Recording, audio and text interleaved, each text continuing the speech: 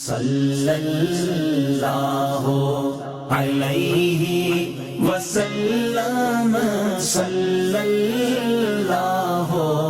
अलैहि। अस्सलामुअलैकुम वरहमतुल्लाहि वबरकातुहू। मेरा नाम आमिर कादरी है और आप देख रहे हैं हमारा यूट्यूब चैनल।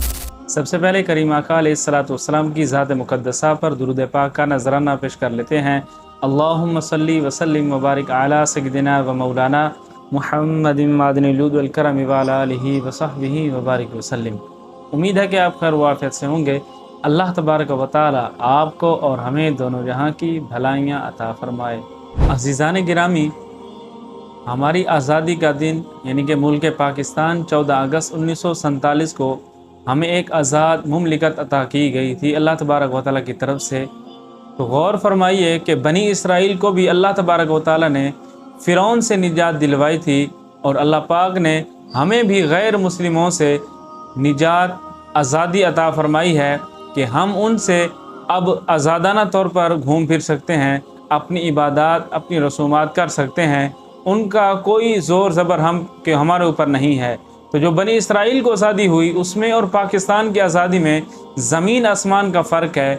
उसको आज़ाद कराने वाले अल्लाह तबारक व तआला के नबी हैं, जबकि पाकिस्तान को आज़ाद कराने वाले कायद आज़म मोहम्मद अली जिन्नाह उन्हीं नबी और वलीउल्लाह को मानने वाले हैं। अल्लाह तबारक व तआला ने बनी इसराइल को आज़ादी दी, उसके बाद उनके क्या क्या मराहिल हुए, क्या क्या मामलात हुए और हमें जो आज़ादी मिली इसके बारे में हम आगे क्या रखते हैं कि हमने आगे क्या करना है, या हम पीछे इतने साल क्या करते आए हैं कि अल्लाह पाक ने हमें आज़ादी की नेमत से जो नवाजा, हमने इस नेमत का शुक्र अदा किया या नहीं किया, या हम उसी आज़ादी मिलने के बावजूद भी हम गुलामाना ज़िंदगी गुजार रहे हैं। इस बारे में आप अपने जहन में एक सवाल पैदा करें कि आज़ादी होती क्या है, आज़ादी कहते किसे हैं और आज़ाद बंदा क्या क्या कर सकता है और क्या क्या नहीं। तो इसका जो जवाब आए तो उसके जहन के मुताबिक आप सोचें कि इतने साल जो गुज़र गए कि मुल्क पाकिस्तान को आज़ाद हुए, इतने साल गुज़र गए तो हमने जो ज़िंदगी गुजारी है, मुमलिकत ये पाकिस्तान बनाया गया था रियासत मदीना के लिए, वरना नमाज हम गैर मुस्लिमों के मुल्क में भी पढ़ सकते हैं, कुरान पाक वहाँ भी पढ़ सकते हैं।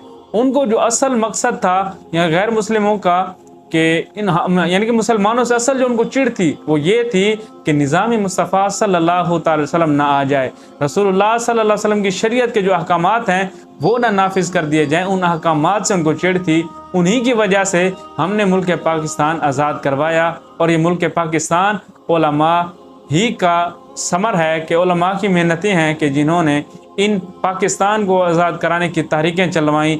कई उलमाए किराम शहीद हुए।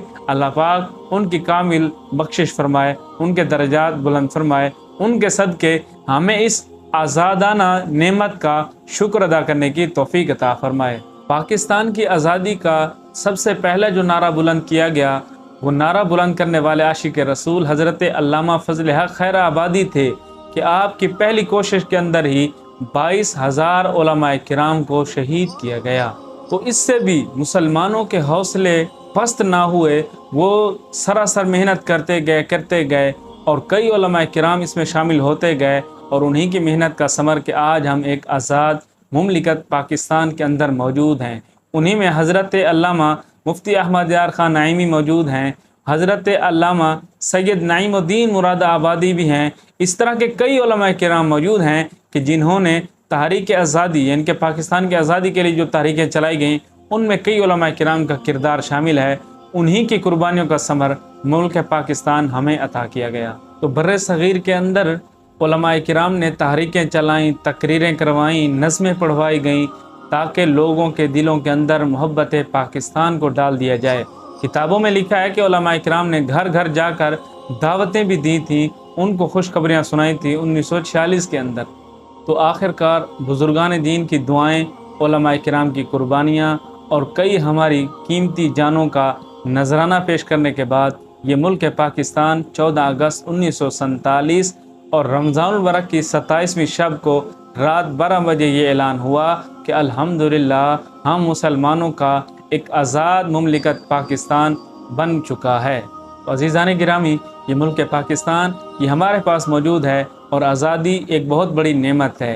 ये नेमत हमारे पास मौजूद है तो कोशिश फरमाएं कि इसकी कदर करें, इस पर अल्लाह तबारक व तआला का शुक्र अदा करें اور جن علماء کرام، جن عشاقان رسول نے اس ملک پاکستان کو آزاد کرانے میں قربانیاں دی، ان کا شکر ادا کرنا چاہیے کہ انہی کی بدولت آج ہمیں یہ نعمت ملی ہے۔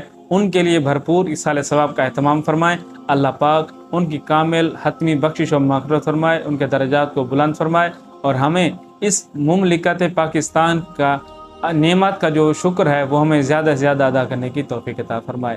عزیزان گرامی، اپنے دنیاوی کاموں کے ساتھ ساتھ اپنی نمازوں کو فوقیت دیا کریں، ان کو ان کے اوقات میں ادا کیا کریں۔ اللہ پاک عمل کی توفیق عطا فرمائے۔ السلام علیکم ورحمۃ اللہ وبرکاتہ۔